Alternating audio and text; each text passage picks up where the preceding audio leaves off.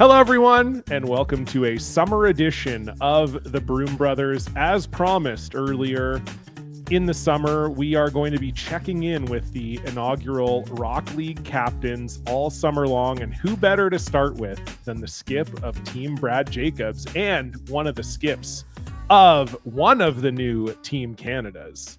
It's Brad Jacobs, and he's here with the Tankard, folks. Unbelievable. Are you Yeah. I didn't realize that the Tankard was like the Stanley Cup. How much time are you getting with the old thing?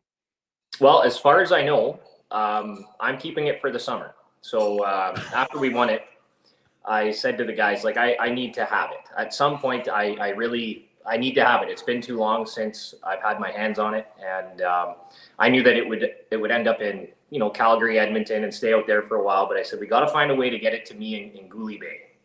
And Mark shipped it to me. It came on Tuesday. So today's what, Saturday? Friday? Today's Friday, yeah. I'm losing track of days here, but yeah, been here a few days, and yeah, it's just good timing to be able to do this with you. Oh, it's beautiful. I was saying to you, this is the second Broom Brothers episode this year where the Tankard has just been conspicuously in the background of the interview. I don't have, all I have is my modem in the background here. So that's about as much as I've ever won. But yeah, it looks good. I like the way you framed it up here. If you're not watching the video, all the Broom Brothers episodes are available on YouTube, and it's just beautifully perched in the background. Are you doing any like community events with it at all, or is it just living at Casa Jacobs all summer? No, you bet. That's another reason why I needed to have it, because I'm gonna do a few sponsor things with it as well. And tomorrow, actually, it's supposed to rain. I hope the rain holds off, but we have a community parade and events at the event center in our community. We're just north of Sault Ste. Marie, about 30 minutes. So whole bunch of things and stuff going on for families and kids. And then the parade's tomorrow. So I was going to put it in the back of the truck with the family and go in the parade, but not if it's pouring rain. So fingers crossed, it holds off for us. Love it. Yeah, it looks great. You and I are both also wearing our cowboy hats from Nashville. The All-Star game just aired on Sportsnet. It's now available on the Grand Slam of Curling YouTube everywhere around the globe. And I got to ask, Cupsy, give us the groin update. Have you healed from your mechanical bull accident in Nashville? I'm never riding a mechanical bull ever again, no matter how much, how badly people want me to ride it. It's never happening. But yeah, no, I'm doing a lot better. I think there's still lingering a bit though. Really? It's still lingering a little bit on the left side, but you know what? Starting to feel better. Since the season ended, as maybe some people know, maybe some don't, but the first two and a half months of summer for me was pretty busy. And also I was just healing. So hurting my groin on the bull was one thing, but a week later I ended up having hernia surgery. So that went well, but can't really do a whole lot for about a month. So healed from that. And then about 6 weeks after, 7 weeks after that, I had a vasectomy. So you've had a lot of crotch region incidents in the last few months. Everything has been in the groin area for me, which is not a lot of fun. But hey, we're bouncing back. We're healing. We're being resilient here, and I'm starting to feel better though. Starting to lift some weights again, train, and yeah, it's been a good year. Actually, Shauna and I also just got back from Mexico, so we got back from Mexico while the All-Star game was airing. We were actually down in Mexico, so we didn't get to see it, unfortunately. But hopefully, lots of people watched it. Yeah, it seems like people really enjoyed the format and the way it was all presented. I guess in retrospect, you should have had the vasectomy before the All-Star game, and then you would have had an excuse not to get on the bull, because you did not want to do it. I mean, that's also the subtext. Like, I was there at the venue. You definitely got peer pressured into doing it. Like you said right from the start, there is no way I'm getting on that thing. And then you ended up on it, and you were the only person who got injured on it. So it felt like I felt bad for you. I know, right? Thank you for feeling bad for me. I was the last person to get on it, but I should have just been more like Brad Gushu and just refused to do it. I don't blame him, and I tried, but anyways, it's all good. We're back, baby. We're back. Yeah, tell me. I think people are curious, especially now that they've seen the All-Star game footage and stuff. Tell me about that weekend in general, because or I guess that week. Obviously, it was a ton of fun, kind of a new thing for the sport. What was your overall impression being down in Nashville? Even though you were hurt, you were still participating in everything other than on the ice. How was that whole experience for you?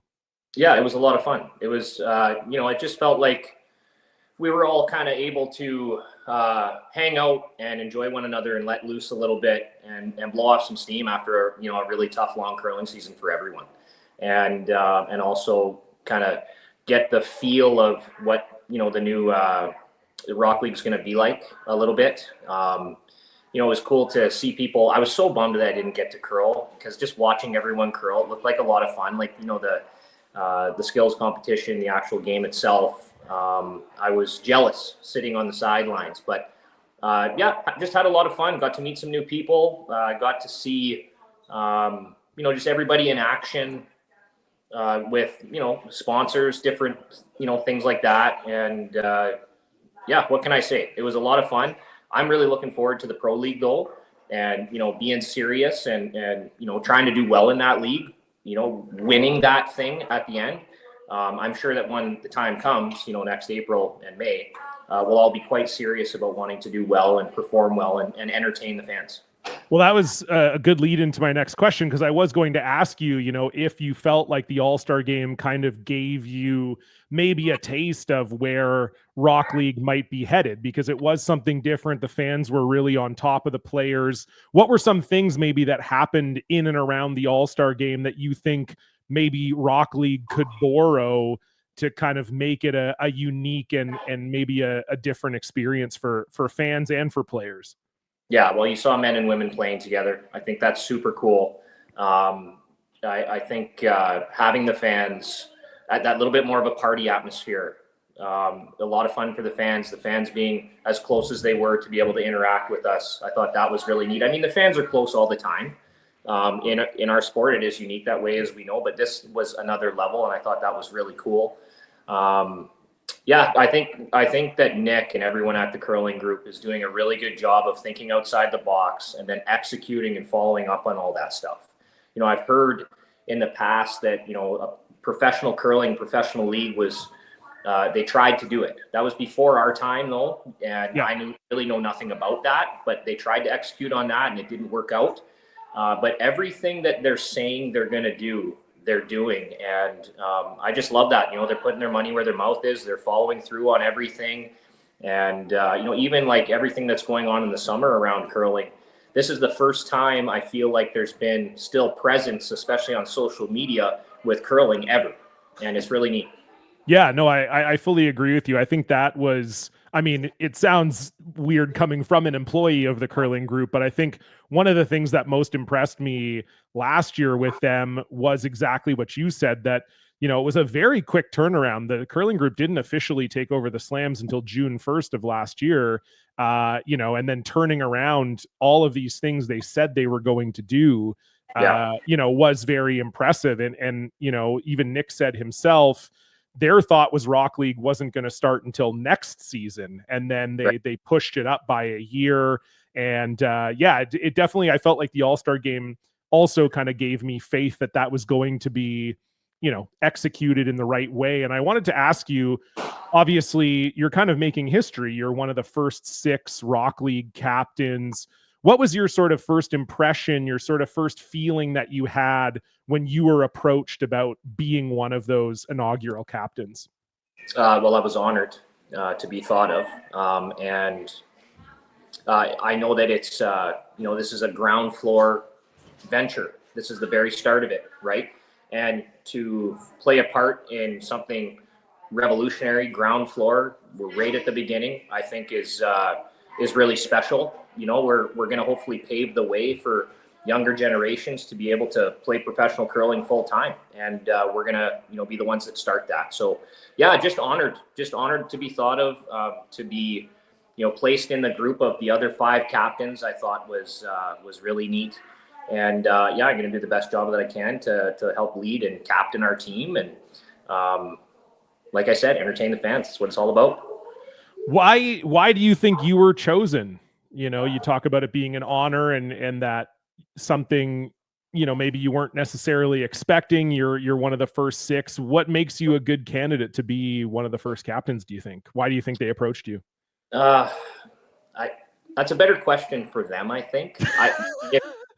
If I think about maybe just leadership, I try really hard to be a good leader. I try really hard to set a good example for my teammates and all that stuff. I try to be a strong leader, and honest and genuine and all that stuff. So I think maybe they thought also my personality fit with what they were trying to build. I think that was a big thing. I know that after Newfoundland and all of the excitement that happened there with the booing and all that stuff, and kind of having fun with it and encouraging it on a little bit more, I think that caught their eye. Like, oh, Brad's not scared to do stuff like that, and I think that was another reason too. What makes a good leader? I guess I'll follow up with that question. If you think of yourself as a strong leader in your mind, what are the things that you're doing that make you a good leader? Ooh, we're going deep here, John. Why not? You didn't this. Well, know me. I mean, we can have some fun. I can ask you some fluffy questions, but we got to get a little deep here, don't we? You betcha. 100%. It's a great question. I think that I think that being a good listener, showing empathy, I think that setting a good example, leading by example is important. I think having a servant mentality, that you're going to serve your team, your players, and knowing that and having them know that they respect you, that they can trust you, that you have their back no matter what. I think those are some characteristics that make up a good leader from at least my perspective. I like people to know that are playing with me, that are on my team. They know that I care about them and that I would run through a brick wall for them. And that goes a long way, and it's reciprocated back from my teammates back to me. And I think that you can grow a strong team that way. I think it's really important as a leader to be a good listener. And ask your teammates questions. Paul Webster talks a lot about being curious, and he's very good at that, right? So those are a few things. I love that. I mean, I maybe we'll get even further deep on this, but you've been a skip basically your whole life. Is this something that you felt was innate to you, being a good leader, or is a lot of this kind of learned over time? Nope, I think it was learned.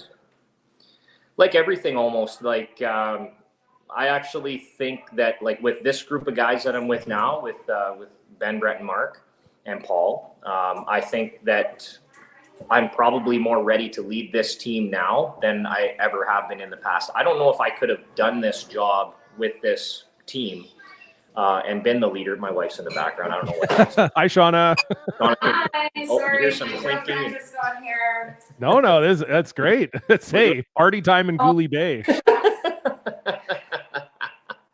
Hey, it is July 11th. Absolutely. I don't know what she's getting, Prosecco or wine or something. Gonna have some fun down there, it looks like. But what were we talking about? we were talking about how being a good leader is a learned behavior, and how you're kind of.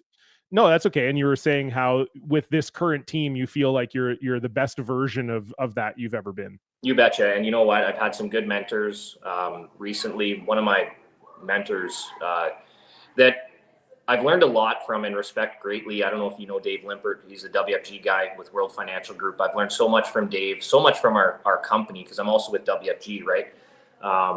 I've just learned so much from our company about leadership over the past 7-8 years that I've been able to transfer into sport, and it's been fantastic. So for me, it's mostly been learned, I think.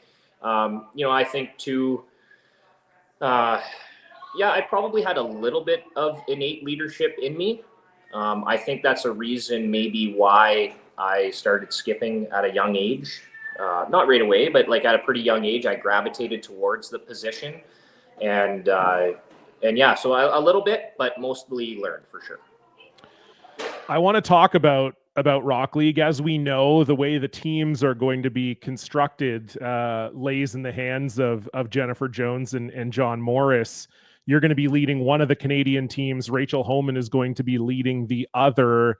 I'm going to give you a chance to put a bug in the ear of JJ and Johnny Moe here.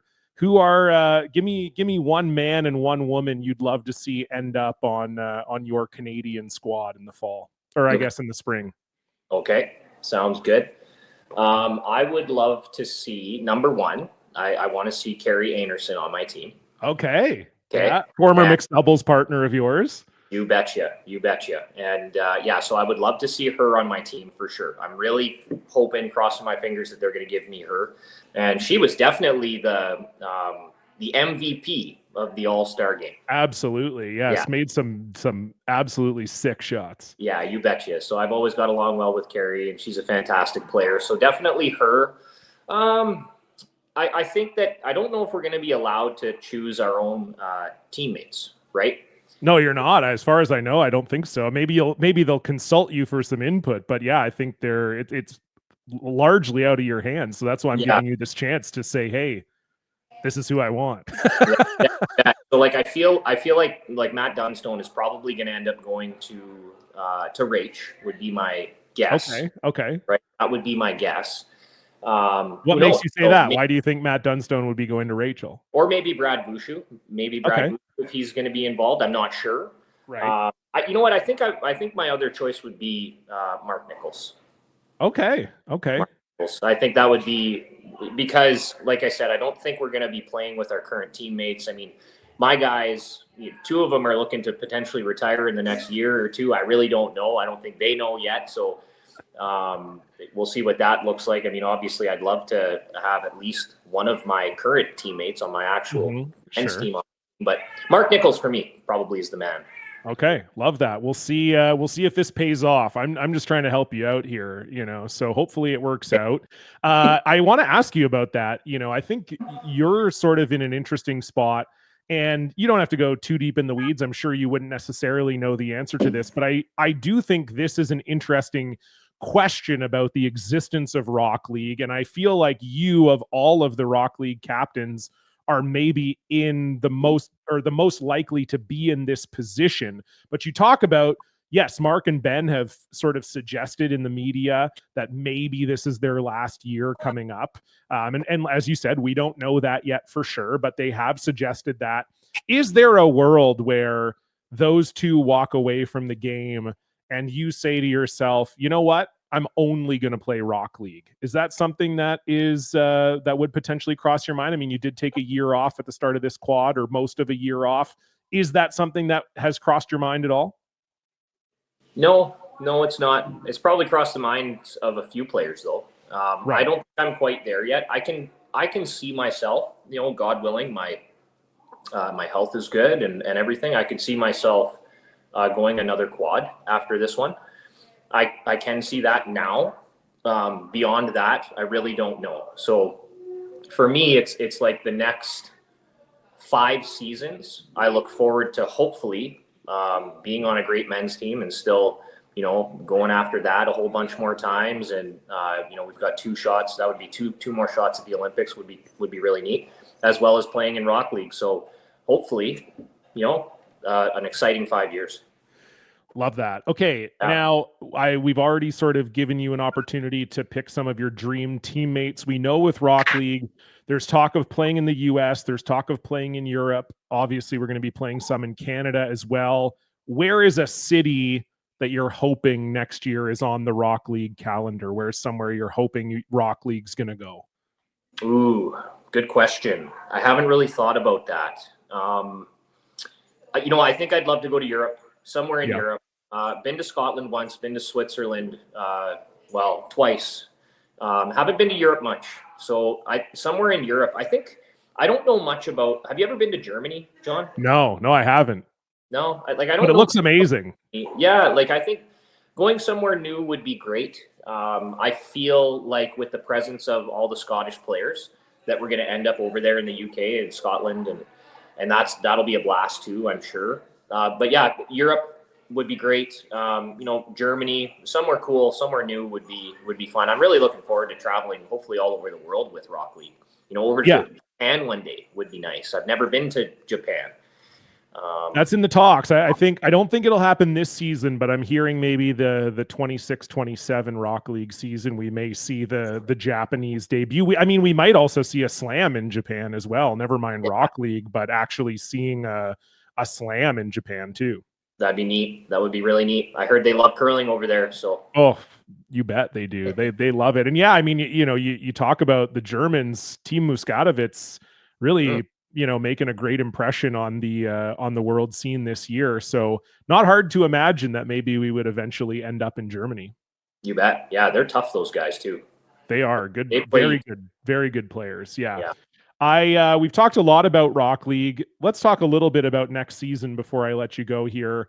Yep. Obviously a huge season for all curlers, but Canadians especially, because not only is the Olympics on the horizon, but you got to get over the hurdle of the trials first. You've talked about how maybe injuries have kept you away from training a little bit to start the summer. But I was curious, and I'm sure fans are curious too. Do you change the way you prepare for a season when you know it's a trials and an Olympics year, or does the summer just kind of look the same for you no matter what? I'm old now. I'm 40, turned 40. Congratulations. I'll be 40 this year as well. You and I are the same birth year. Yeah. Well, there you go. So I'm old now. I feel like in the past, I've put a lot of pressure on myself in these trials years. I have before. And you might eat a little bit cleaner, work out a little bit harder, practice and train a little bit more. But you know what, man, everybody works hard. Everybody's working hard. Right from the 20-year-old teams, men and women, up to, our age now and older. So I'm not changing nothing. I'm not changing it. Like you said, I started off this summer. I had 2 surgeries, had to recover. I'm starting to feel better now. So I'm going to start training and lifting and getting back into all that stuff too. So even though I've been away from training for a little bit because of those things and injury and whatnot, I know that I'll be able to bounce back like that because I'm old now, because I'm older. It's like so much muscle memory and training and all that stuff from years past. So I know I'll bounce back quickly.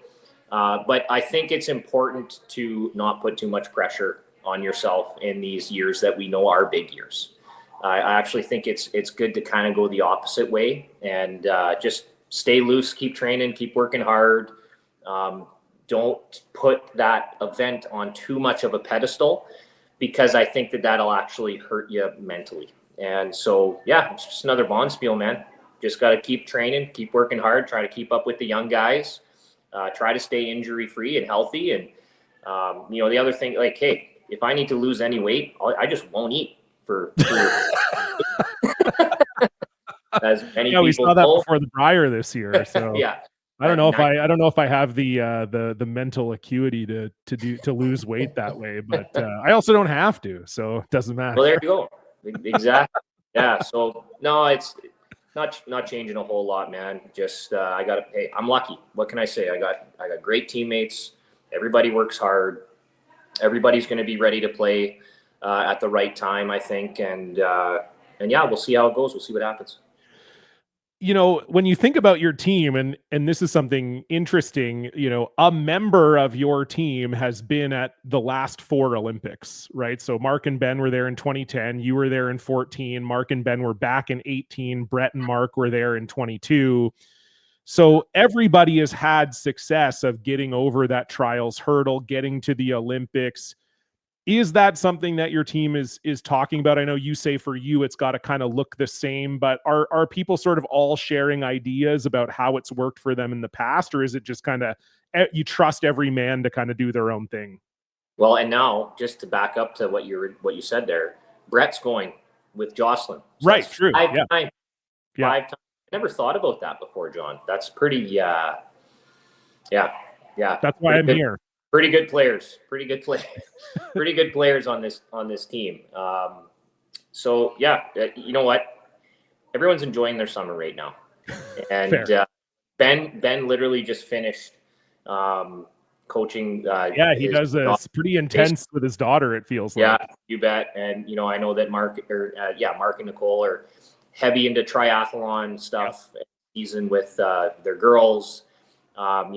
Brett's been doing lots of different things, traveling, a lot with Jocelyn. And I know he's planning to go out east. I don't know when that is. So everybody's just kind of enjoying their summer. We catch up when we need to catch up. We haven't really talked other than having a couple Zoom calls, what's the schedule and season look like. We've had to talk a little bit with Curling Canada about Pan Continental Cup, right? Yeah. It's just business as usual. Everyone's a veteran here. And that would be pretty cool. I just hope we get to go with Brett. You know what I mean? He's already going with Joss, and I'm so proud of both of them for being able to wear the maple leaf and represent us at the next Olympics. But yeah, man, it would be great to go back. There's no doubt about it. But what's cool is even if we don't, well, hey, we're Team Canada in Newfoundland and we get to fight for that again. So yeah, lots to play for next year. It's going to be a lot of fun. No question. Are you like a believer in fate at all? Because another thing is, this is an eerie similarity to the last time you made the Olympics. You won the Brier in 2013 for the first time, didn't quite get over the hurdle at the World Championships, but then, had an amazing Olympics, won the gold medal.